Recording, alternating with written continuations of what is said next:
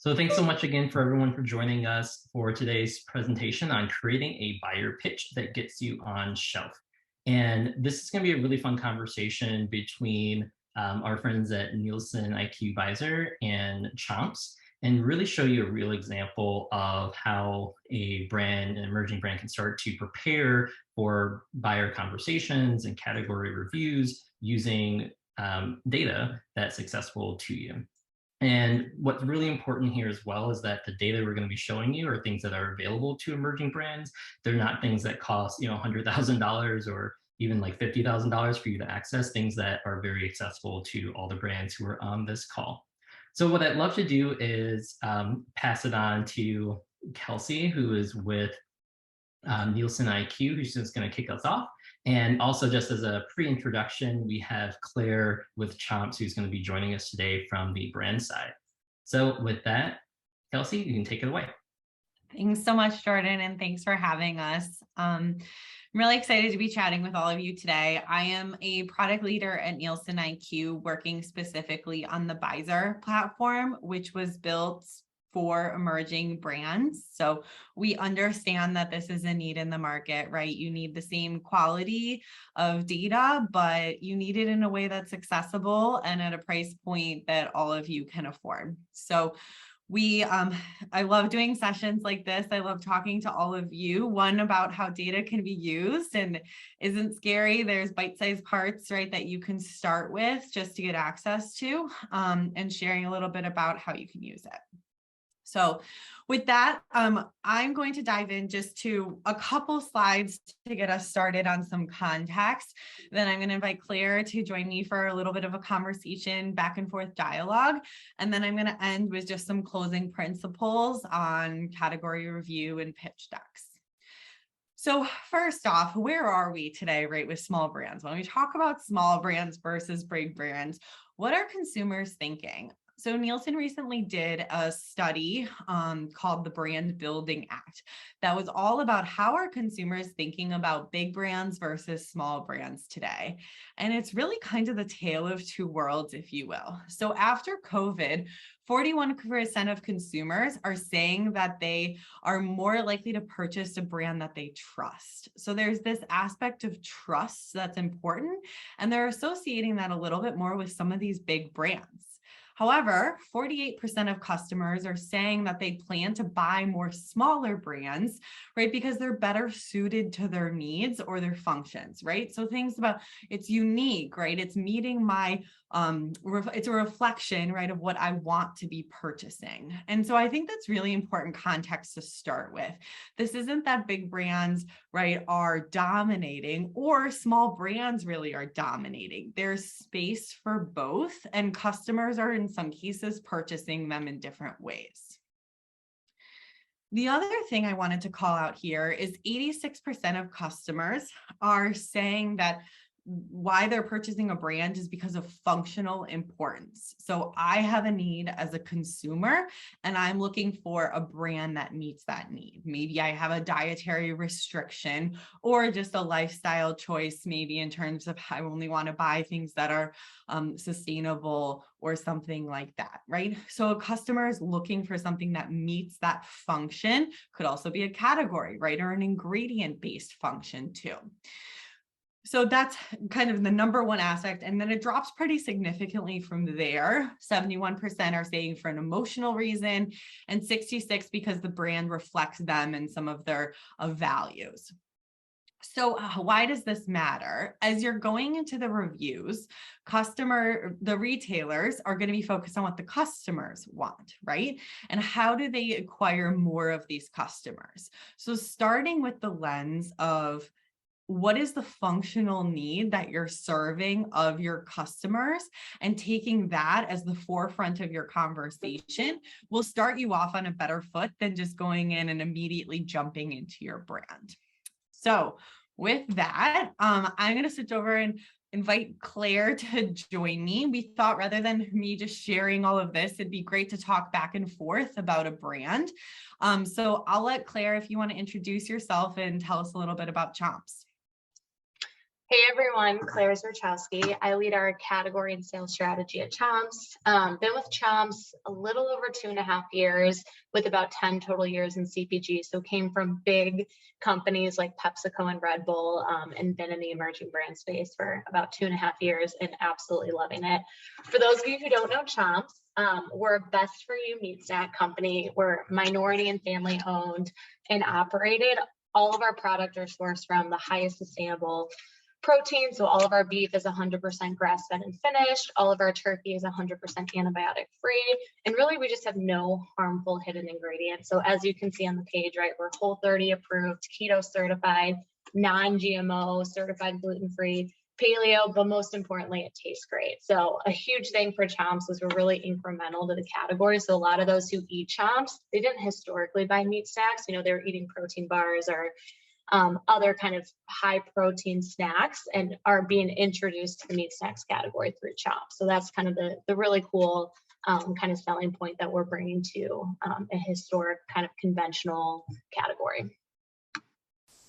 Thanks, Claire. So as context, I'm going to ask Claire a couple questions and then share a little bit of context with all of you on how you can apply some of the same principles that Claire is going to be talking about. So to start, Claire, you shared you recently finished the category review cycle. I know that is not only a ton of work, but a lot of stress. How did that go?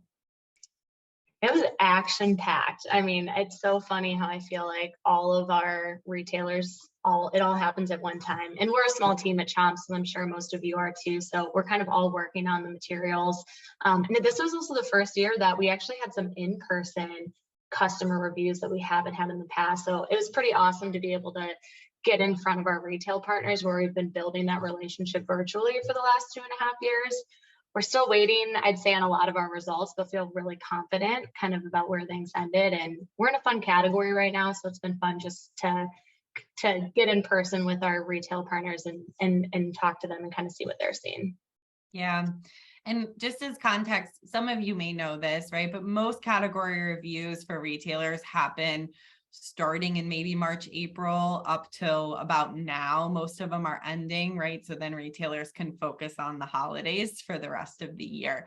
So just a little bit of context for those who don't have the background there.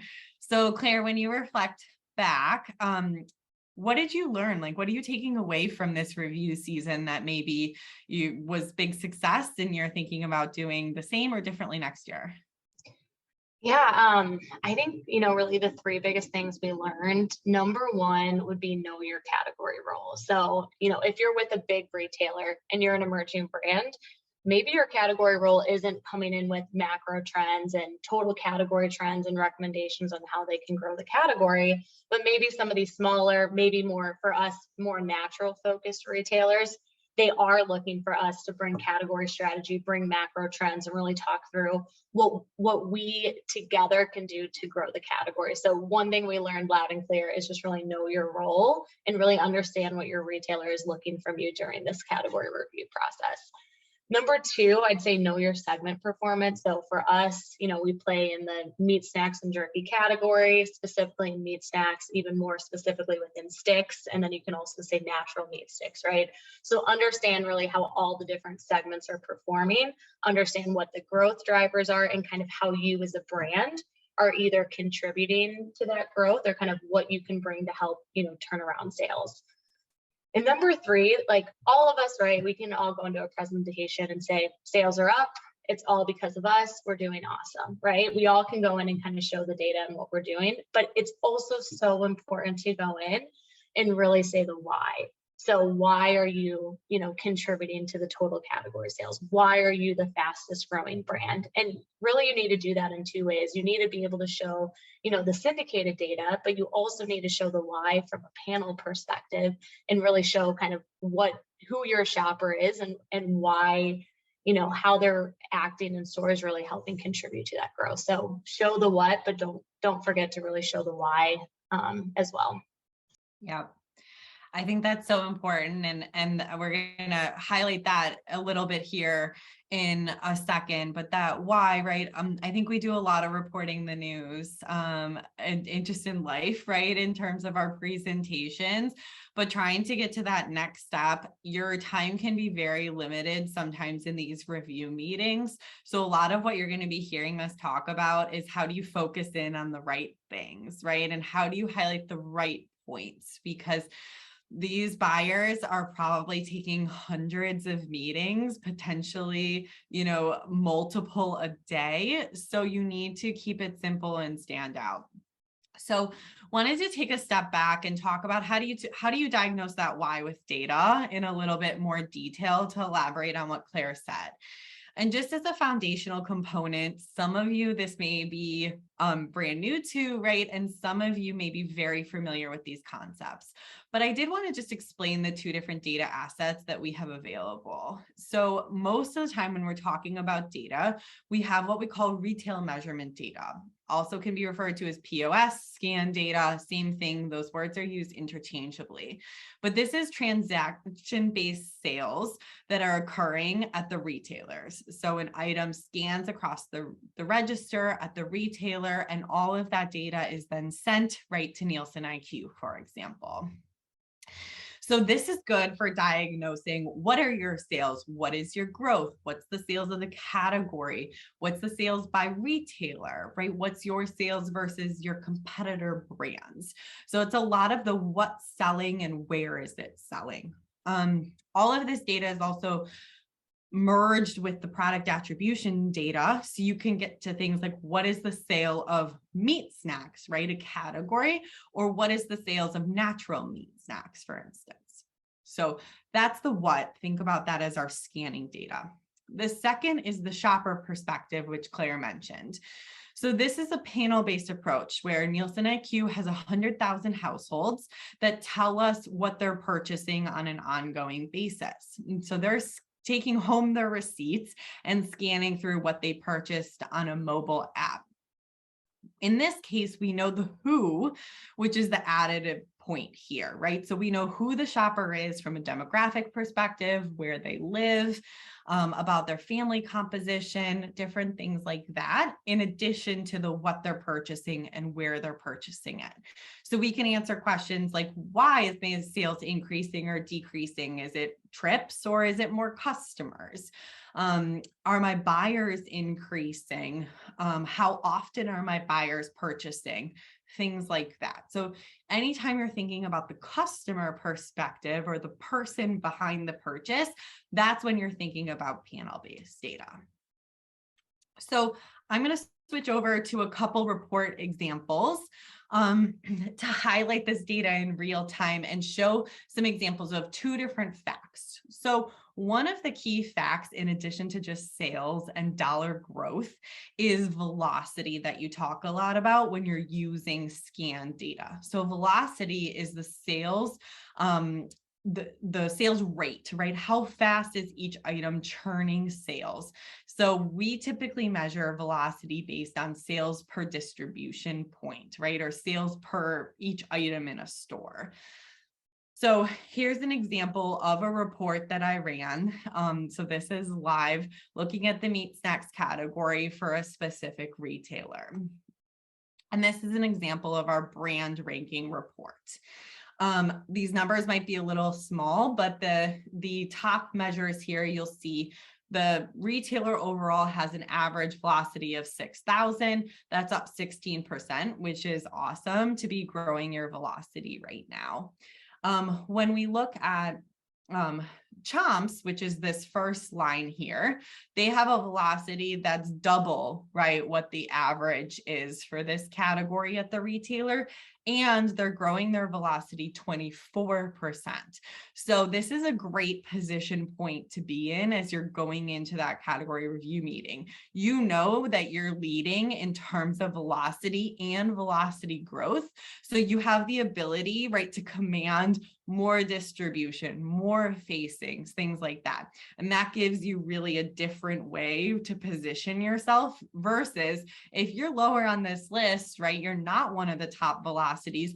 You want to be focused on what am I doing as a brand to increase my velocity? Maybe it's a price change, maybe it's a packaging change, marketing support, other aspects like that.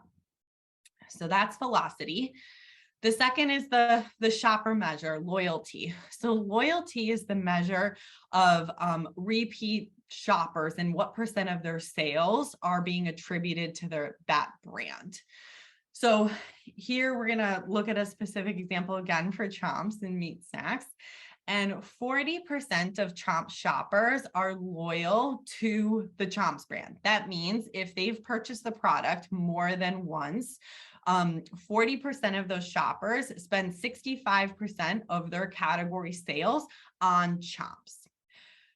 Another way you can use this, right, is if you, and that's really high, by the way, just contextually across different categories, that's a very high loyalty. And you can benchmark that to the other brands in the category. They are higher than almost every single brand in terms of brand loyalty. So while they're not one of the highest selling brands, you can see of all category shoppers, only 2% of the category shoppers that are loyal are attributed to Chomps because it's a smaller brand. When they bring in those customers, they're going to be loyal. And that goes back to what Claire said, right, about achieving the customers and bringing in new shoppers. They're an incremental brand to the category. So when they're bringing in their shoppers, those shoppers are loyal. It's going to help grow the category overall. And that's really what the retailer wants. So this is a great measure to use as you're a new brand because it's really showing, right, how well you can do with your shopper base. So there's lots of information too on the definitions that you guys are going to get in the presentation too. So I'm happy to answer any questions on those if they come up towards the end of the presentation.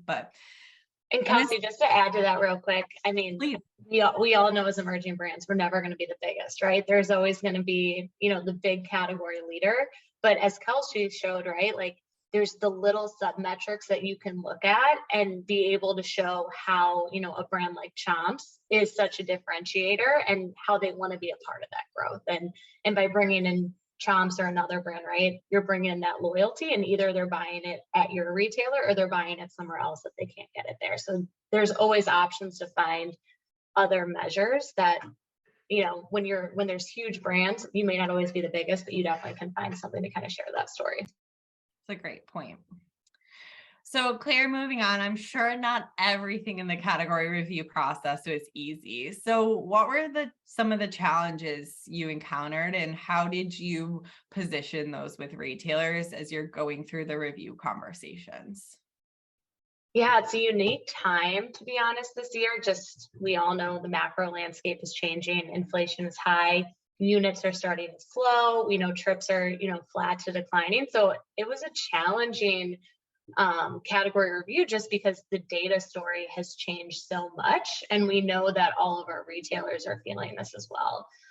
So I think for us, we didn't back away from the fact that our category, total snacking, really total grocery, seen softness from a units perspective. But what we did is we kind of shared our insight on kind of what we're seeing, but also really, again, tried to pull the positive spins out of that and, really spoke to the fact, we're a natural brand, going back to the shopper, right? The Chomp shopper is higher income. It has higher purchasing power. And because of that, they're not as impacted by some of these inflation changes. And really we're able to share that, we are still seeing strong unit growth. So if you're focused on how do you get units back to flat or growing, Chomps is a brand that can come in and kind of help with that. But I would say that that was by far one of the biggest challenges, just kind of navigating kind of the inflation conversation and packaging that correctly to the retailer. And then number two, I would say is, SKU reduction. Every retailer we went in is, we have a 3 to 5% SKU reduction goal. So why do we need you? So always knowing that challenge of, we're not going to bring the most dollars to the category. We're not going to be able to really pay for that space either. And knowing that the retailer has that SKU reduction goals is really I guess you can say, showcasing the information and making the recommendation easy for the retailer to want to bring it in and ultimately take the space away from probably a larger brand that's bringing more dollars to the category. Yeah, I think that's so important, right? The retailers are running their own business and the category managers are compensated by their overall goals, right? That can be increasing profit, it can be increasing sales, it can be bringing in more customers, right? By retailer, by category, it sometimes varies. But at the end of the day, the buyer has to increase the sales of their category to get their bonus. And so, as Claire mentioned, right, the size of the sets are not increasing, and there's always new products that need to be brought in. So every single year, they're going to be looking to cut items. And so I often say it's harder to stay on shelf than it is to get on shelf, because every single year you need to prove the value, and every single year, right, the bar raises in terms of what is that velocity, what is that sales that I need to hit. So I think that's so important, right? And a key reason why you have to stay on your toes and really understand the landscape of what's happening, so you're not going into these meetings blind. And so just to elaborate on that a little bit more and talk about how important it is to define these segments, as Claire mentioned, right? So one of the key things she said is we need to define our segment and hone in on that segment. So I'm just going to give you an example and kind of hone in on what Claire has been up against this year. So in the total meat snacks category, sales are strong in terms of dollar sales, up about 8%, but units overall are down 2%. And this is true of global snacking too, right? Broader snacking unit sales are down. And a lot of that, right, there's pressures with price, and we see a lot of price increasing. However, if you customize your view of the world, you can tell a very different story. So here, if we look at gluten-free meat snacks that are in the stick form, sales are actually up 3%. And so what that tells us is this segment underneath meat snacks is actually driving overall performance. So Claire might have gone into a conversation where she was going to have a very tough SKU rationalization conversation of you're in a declining category. But instead, she can go to the buyer and say, hey, I know meat snacks is down, but we're where the category is going, right? Honing in on this gluten-free, better for you offering and having it be in that stick snacking format is what's resonating with customers. And that's where the category is growing. So, right, lean into us, right? We're going to help accelerate the growth of the category forward. And just by knowing that, right, and contextualizing what's happening, both at the macro level, because that's what the buyer's feeling, but also honing in on what you are contributing to that will change your conversations. Kelsey, that plays really well into a question that Isabel asked in the chat. She asked, her brand is currently year 2 in a retailer and is lacking strong distribution growth from the prior year, and also has soft velocities compared to the category. And she's wondering, like, how do you recommend spinning that story, or do you have an honest approach to saying, like, hey, we're struggling, and offering to invest in velocity programs for the next year? What are some of the ways of telling that story? And Claire, if you have any thoughts on that too. It's a great question. So it's actually a relationship we should expect, and it's important to highlight. If you are in a high distribution growth segment, right, or phase of your life cycle, your velocities actually are going to decrease, right? So we should see this kind of cross effect. If distribution goes up, your velocities are going to go down. And it might be helpful to show a similar brand and kind of how their life cycle has gone, maybe a brand that's 2 or 3 years ahead of you in terms of their growth path, to kind of show that. Because so some buyers are very experienced with data like this, right? And understand the data and the life cycle of brands, and some aren't, right? So having that kind of in the back of your pocket in case the buyer's not as familiar with that will help to contextualize. I think the other thing, like you said, is focusing on programs to grow your brands, to put them at ease a little bit is important. And then switching up your numbers, right? So your velocity isn't going to be your selling point because it's going to be declining if your velocities are changing, but you can focus on some of those customer measures, your growth overall, to highlight some of those other key points. Awesome, that's great. And the last thing I'll kind of add, Isabella, is make sure that you are really understanding yourself why the velocities aren't as good. Is it lack of awareness? Is there people who are trying the brand but they're not coming back to repeat purchase? Is it poor shelf space? So you can really come in with a plan to know exactly kind of what those triggers are and to show that you kind of did the research to figure out what it was, so that you can correct it. Also be honest with yourself if it's certain items dragging you down, right? Like, did you do too much of a line extension and grow your distribution all at once? And really, like, maybe you need to go back to your core 5 instead of 10 UPCs, something like that. That could also help you as well, especially if you're struggling with production and supply chain issues too. Getting back to kind of a core basic portfolio and making that work really well is sometimes better than trying to do too much too soon. Totally agree.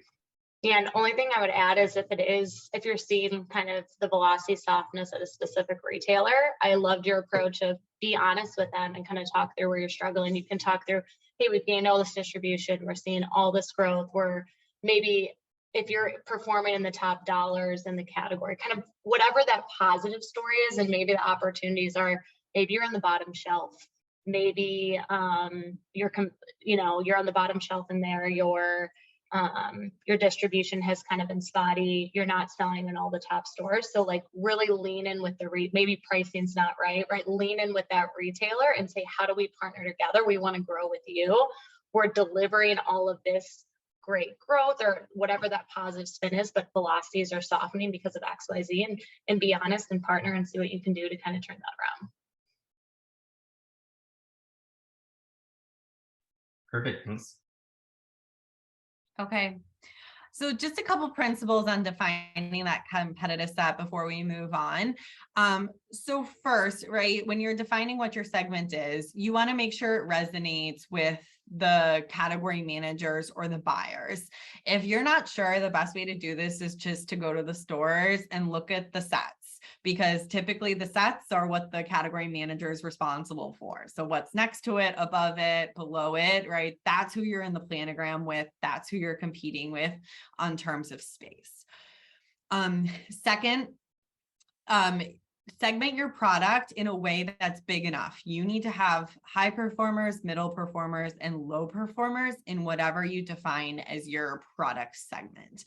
Honestly, this is where I see brands going awry sometimes, because they're defining their space so small that it's just them and one other brand, because their product is really unique. It's great that your product is really unique, but if you don't define your space in a big enough way, then who are you going to gain distribution from? It makes it really difficult to advocate for your brand. So even if you're a completely unique product, you need to think about what the consumer's trading between when they purchase you and make that part of your competitive space. And then the third is use attributes or product characteristics to reflect what the consumer's purchase decisions are. So things like gluten-free or a dietary restriction, an ingredient-based restriction, something like that helps to add to your definition set based on the customer decision point. And ultimately, right, that's the function need you're serving. All right, so then I'll switch back to Claire. So Claire, what's next after review cycles? What are you and Chomps focused on right now? Yeah, so I'd say kind of our biggest things is just continuing to kind of grow out our core distribution and strategy. We're still pretty low ACV, so continuing to grow our distribution and focusing on really getting our core SKUs on shelf. And a big strategy shift that we've had over the last couple of months is by listening to the data, right? And understanding that, trips are flat, prices are increasing, and we know that shoppers are really looking for convenience. And so a huge opportunity that we saw is for us to invest in larger pack sizes. So little history on Chomps. So we started as a direct to consumer brand. So our Chomps shopper was used to buying, a 10 pack or a 24 pack online. That was really their only option. So now you can buy single sticks in store. But what we saw really by using the data, we saw that, Chomps actually led the category in units per trip. So we average about 2.5 units per trip. Where the category is closer to like 1.5 units per trip. So we saw a huge opportunity here to kind of lean in to the fact that, units are declining and trips are declining. How do we maximize that trip? So multi-packs was kind of that option. So we partnered with kind of one of our core retailers to kind of test out this idea, because it was going to be a high ring, close to $15, $16. So we weren't sure it was going to work. To our surprise, it actually delivered 2 to 3x really what we were forecasting. And even more surprising, what we found out is when our typical 1.15 sticks were on promotion, the pantry pack or the multi-pack that we came out with, the velocities only continue to grow during that promotional period. So even though this was about 40 cents less per unit, the fact that the consumer is looking for that pantry pack item, that outweighed the lower cost per unit. So that's been a huge learning for us, and we're going to continue to really roll that out.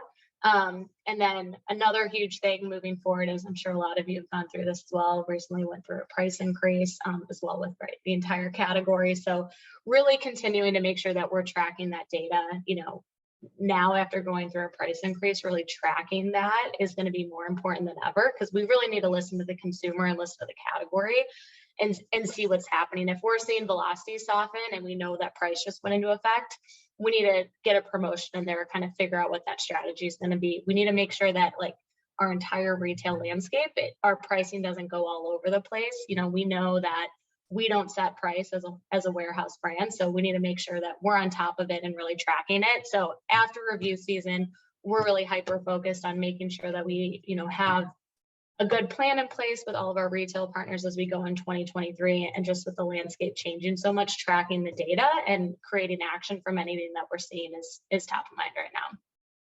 Yeah, that all resonates with me so much. We're going to focus a little bit on the pricing for a deep dive, but just in terms of the listening to the data and pivoting on your strategy, right? That is one of the key benefits of being a small brand, right? The big companies aren't as nimble, but by just looking at the data, kind of understanding the purchasing patterns of your customers, right? What's working, what's not working, what's selling, maybe how you're differentiated, you can pivot faster than other companies.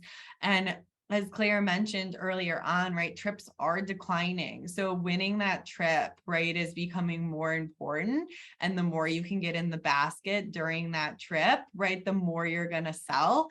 And it really helps, especially as inflation is going up, to pivot to those bigger pack sizes if your customer base can afford it, right? And I think what Claire learned is their customer base is buying more, right? They can spend that on each of their trips. That's not true for every customer base. So listening to the data, listening to your customers, and then starting small is another really awesome idea. Test out your ideas. It's awesome to have a great retail partner.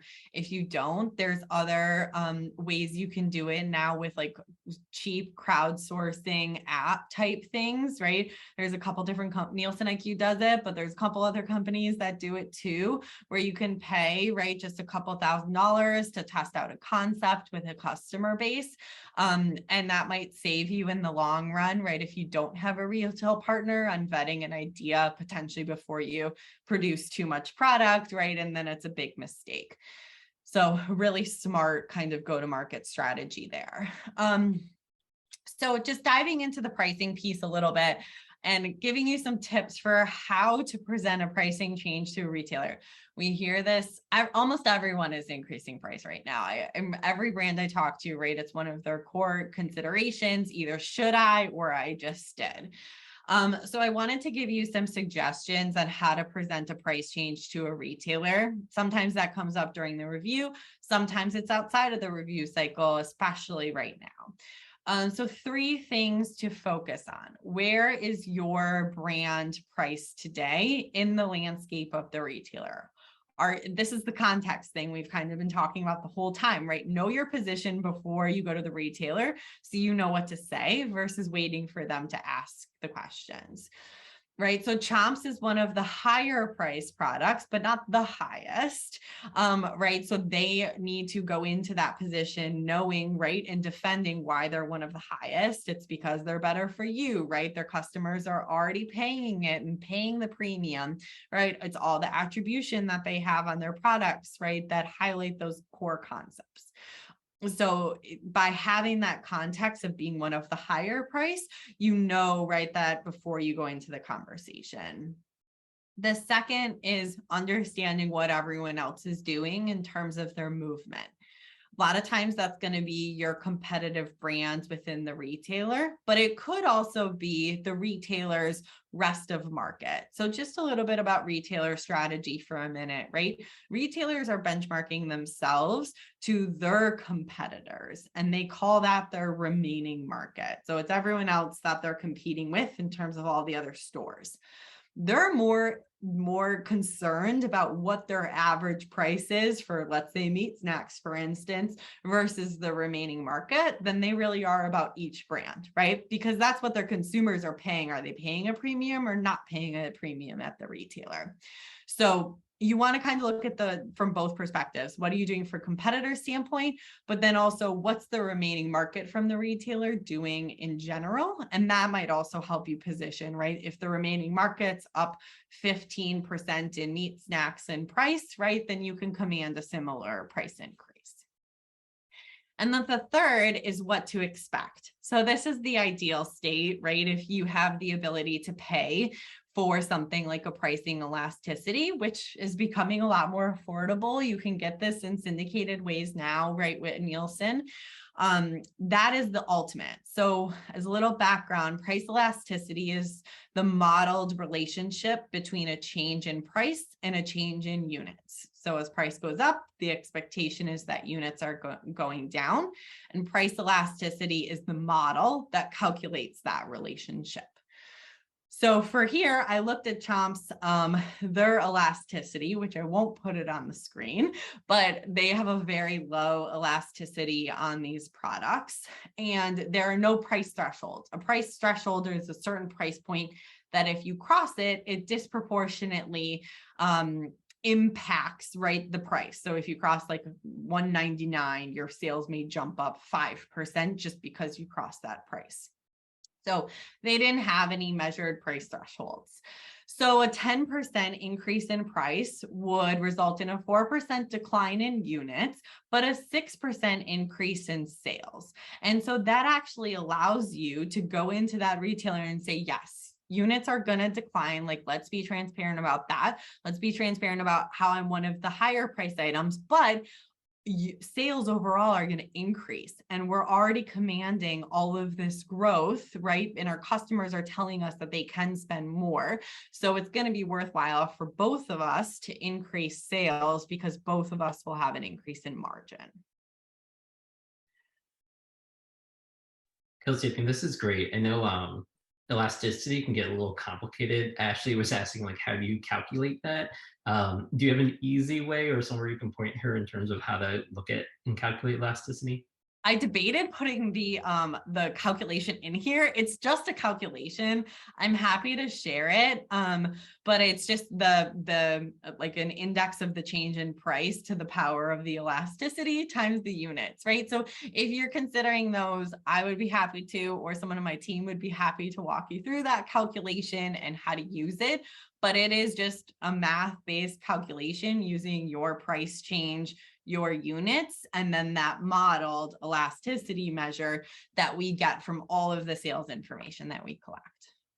Perfect. I think that's awesome. Actually, a great reason reason to get in touch, so I can send over an intro after this as well. Yeah. Okay. Well, Claire, thank you for sharing. your journey, and it seems like a very exciting time for Chomps, and I can't wait to try it. I haven't tried it yet. Any parting recommendations for brands? Yes, I would say, I have three. Number one is have a hypothesis. So, right, we all have all this data at our fingertips. I mean, how you kind of laid it out is awesome, but go into your retailer, go into that category view, kind of that presentation that you're building, having a hypothesis before you dig into the data. We've all been there where you go down a huge rabbit hole and you get to the end and you're like, what was that telling me? So if you start with kind of that hypothesis of, I think we're growing because of XYZ, or the category struggling because of XYZ, that's just going to help kind of frame up your presentation and really kind of help you dig into the data a little more. Two, when you're going through these with a retailer, tell a story, right? You're a storyteller. Use the presentation as a guide, but don't read off of it, right? So be a good storyteller as you're going through. And three, ask questions. I think my favorite thing when I'm talking to my category managers is, as I'm going through the data, I always ask, are you seeing the same information? And they usually talk through it. Yes, I am, or yes, but I also look at it this way. So you really start to understand what's important to that category manager.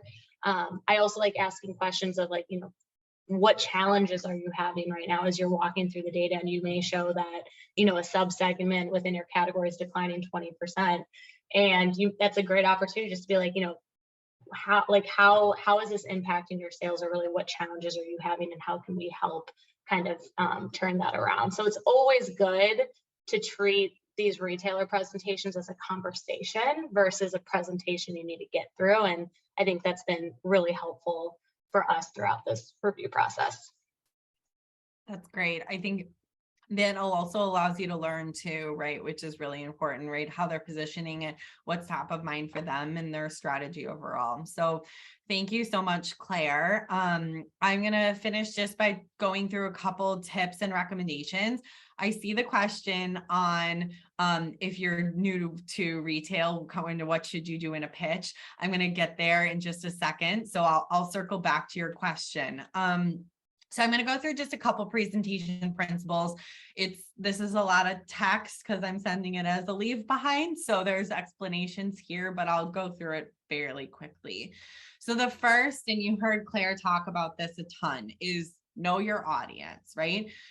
Know the background of the person that you're meeting with, know their experience with data, know, if you can, the category role. Otherwise, that's a great conversation starter and question to ask in your first meetings is, how is this category helping the retailer overall, right? Is it a growth driver in terms of sales, or is it more so a margin play, right? And that's okay. There's strategies and high performers and underperformers in both, but it just helps you to understand, right, what's the investment from the retailer and how should you be positioning your brand. And same with the customers, right? Each retailer has core customers that they define. Some retailers spend a lot of money defining kind of those customer segments, and they know a lot about their customers. So the more you can learn about who the customer is, the better you can tailor the presentation. Just kind of a quick story on this. So I actually spent 10 plus years working directly with retailers on price promotion and assortment optimization. And one buyer that I was working with was new to their category and had previously been in soft lines. And so kind of completely different, right? They're using data. It was a very smart buyer, but like very new to the world of what we're talking about in terms of product velocities and some of these perishable concepts. And then second, right, they were in a margin driver category, right? And so think about how different your presentation would be, knowing that the buyer's brand new, has no idea like what the gluten-free sales is versus non. It was in a snacking category, not meat snacks, but another snacking category. And knowing that it's a margin play, right? You're going to be talking about price increases and taking advantage of those, right? Versus line extensions and things like that. So that context can be really important and change how you're positioning things. The second suggestion I have is Focus on one data point per slide. I know it's kind of back to basics, but there's so much being thrown at these buyers. They're not going to remember everything. So just hit a key point, put a little bit of context on the slide, and then have a huge appendix, right? There's no harm in having a big appendix, but keep your slides and your main points really simple and easy for them to understand. And that kind of leads into the last point of like, data is not your only story, right? It's just a tool to help you tell your story, and kind of to Claire's, hypothesis concept. The same should be your approach in a presentation. What is your goal in that presentation? So for Chomps, in a lot of cases, it was to gain distribution. So every data point and every slide you put together should be to help you achieve that goal of, I want to get more distribution with the retailer. Same with the pitch deck, which I'm going to talk a little bit about in a second, right? But you're just trying to get into that retailer. And so that's the context you're building. So actually now to the content of the presentation. So we talked about being experts in the category. You need to know the background behind, right, what's happening. But then depending on if you're the category leader or not, if you're the category leader, lots of context. If you're not the category leader, someone else is filling those shoes for you, right? And presenting the overall macro trends. Your job is to say what the category leader is not going to say. So if you're in cereal, for instance, it's probably Kellogg or General Mills that's the category leader. If you're a gluten-free cereal or, right, a cereal alternative, a granola, focus on the points that big guy is probably not going to hit. So you want to talk about more of the niche trends. The second is, remember, you're selling to a retailer. So why are you going to help them achieve their objectives? This is back to the two measures we talked about: velocity, helping to grow each instance of a product on shelf, and loyalty, bringing in more shoppers, right? So there's lots of other measures you can use, but just keeping it simple, focus on those two. And then lastly, why you? So there is a little bit of a leap of faith, and this is going to go into kind of the pitch deck thing that I'm going to talk about. But there is some degree a retailer is going to take a bet on you, and they're going to need to take a leap of faith. And so telling your story, why you resonate with customers. This could be reviews on your website, or this could be, right, just your philosophy behind your brand. You don't need a lot here. It can just be one slide, right? But why is the reason to believe in your brand and really make a difference? So Chomps, for example, is going to become the global leader in like better for you snacking, right? And that's their mission. And having people who believe in their mission, right, is going to make the retailer believe more in you too. So data is important, but it's not everything. And here's an example of what it can't highlight. So going into a little bit on pitch deck, all three of these concepts are also things that you will highlight in a pitch deck if you're not in the retailer. So first, being the expert on your category. So even if you're new to the market, your category or your customer base is going to exist. Even if you're a new product, you're going to be stealing share from other people in the category.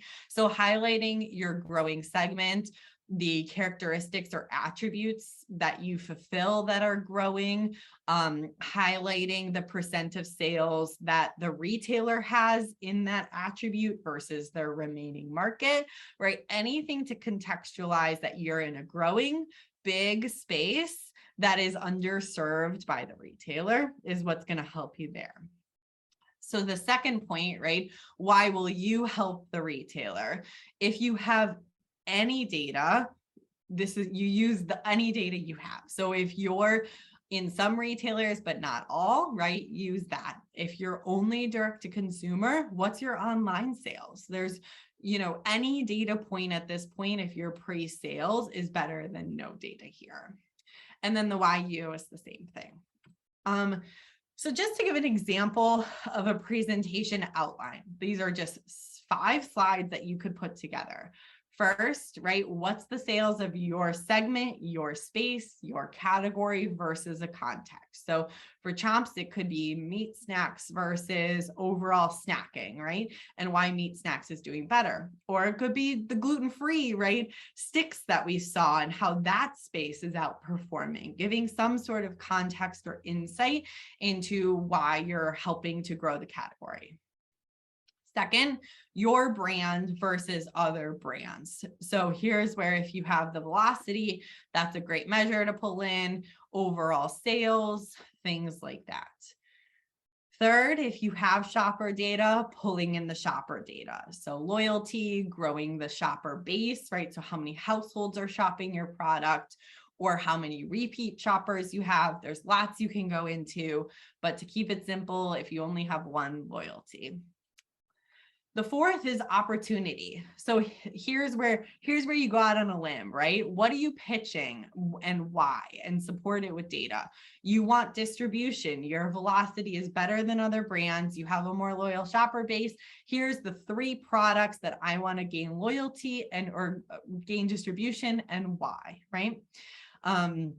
So that's what you can pitch here. It could also be things like increasing price, right?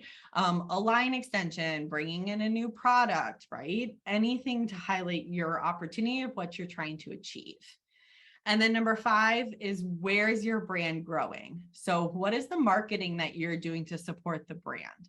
Are you launching a new pack, right? And a new packaging, and why?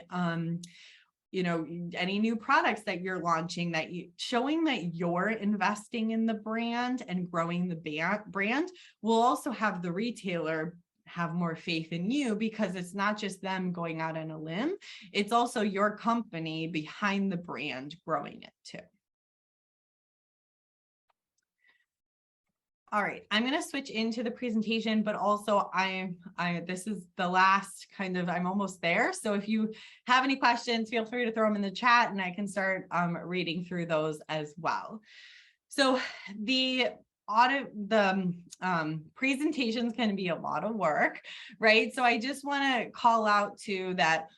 With the Byzzer platform for NielsenIQ, we actually automatically create category review and management presentations that highlight a lot of the same points that we've been talking about here. So just for an example, right, this is for Ahold Delhaize.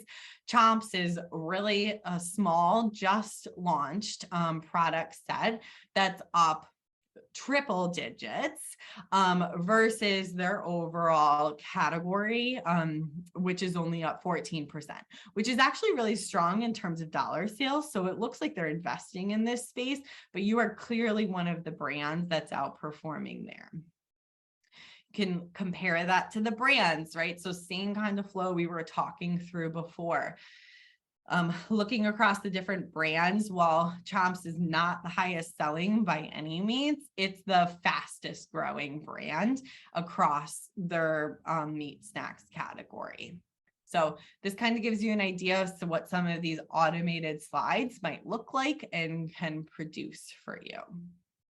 We have 3 different automated presentations: a category review presentation, which is about 15 slides, category management, which includes shopper information, that's about 38 slides, and then a shopper snapshot, which just looks at some of the overall shopping trends. So with that concludes. For those who have not signed up for a Byzzer free subscription, NielsenIQ does give away free access to the Byzzer platform, which gives you 3 free reports. Those reports include things like your total sales versus your category, your velocity versus your category, and also up to 10 brands of competitive information. So for those of you who were talking about how you're new to the market, I would highly encourage you to sign up for that free subscription, see what's out there. You can use some of those points even before paying for data, which is nice. And then if you're interested in some of the insights that I shared at the beginning of the presentation about small brands versus large brands, I included a link so you can access that research as well. And then lastly, I will be at Expo East, as will a lot of other Nielsen people. Say hi. We're hosting 3 different, and I actually think it's 4 now, different knowledge or sharing on the main stage sessions. So look out for those. There's a lot of good information that we'll be sharing about ESG, organic, other kind of trending attribute type topics. Excellent. Thanks so much, Kelsey. I know there's so much in there to pack in, but this is perfect. And we have a couple minutes left for questions. I know Harish had a question on data points of moving from D2C to retail. Do you want to hit on that? Yeah. So I kind of highlighted a few of them, right? But focus on your space that you're going to be addressing, right? What's happening there in terms of the growth, right? It's big enough that it can receive more new products in, right? So it's not oversaturated. And then also, how's the retailer doing versus their remaining market? Hopefully showing that they're underserving their customer base in that space. So those are some of the measures I would highlight, but then use kind of any data you have to show your performance. So that might be your online sales. It could be customer reviews, anything like that to show opinions or success of your brand. And then obviously your brand story too. Yeah, and I would just add to that from the D2C perspective, like you have all the demographic information. That's how we started, by just really showing how unique our demographic is from a D2C perspective. And again, you can take a look at like how much that specific shopper group is buying. So just use that information. It's so valuable.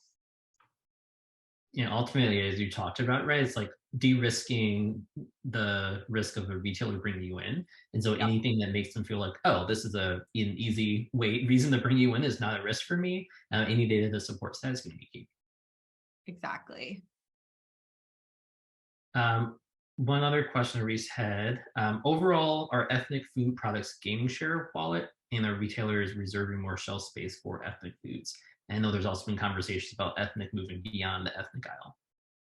Yeah, I can't quote that off the top of my head, but I would assume so. It continues to be a really hot topic. I think every retailer at this point is handling it a little differently if they're putting ethnic in its own set versus ethnic in a category. So that would be the other thing to think about too, as you're going in and talking to retailers. You may want to customize like what your benchmarks are. So for example, if you're like an ethnic single serve meal, for example, you may want to benchmark to overall single serve meals versus like total ethnic food based on how the retailer is thinking about it, so it resonates with the buyer. I'm sure there's data out there that Nielsen has. We actually, a NielsenIQ, if you go to NielsenIQ.com, there's a whole insights library, and you can search the insights library for tons of different topics. There may be something there on different, so there you go. Join the fun one, right? A lot of times I go there to search for insights too. So, and then Claire, just one quick question as we wrap up. What are the best ways of building relationships with buyers throughout the year, not just for category reviews? Yeah, we love sending our retailers just like any like one line data insights that we see of just like, hey, we saw this, wanted to share, or even like if we're in stores and we take pictures and kind of share it on. And just don't be afraid to ask your retailers for quarterly meetings. I think even if it's 15 minutes, just get something on the calendar. You can always cancel if there's nothing important to talk through. But I just think getting that FaceTime that's outside of the category reviews are so important. It's not always easy to get, but once you get it on the calendar for the rest of the year and lock it in, because it's been super beneficial for us. Yeah, keep providing value to them throughout the year, not just when you need something. Yeah. Excellent. Claire, Kelsey, thanks so much for being on today. This is incredibly valuable. As we mentioned, we'll be sharing a recording and a recap of the presentation in the next few days. So since you registered, you'll receive that via email. Thanks so much, everyone, and have a great rest of your week.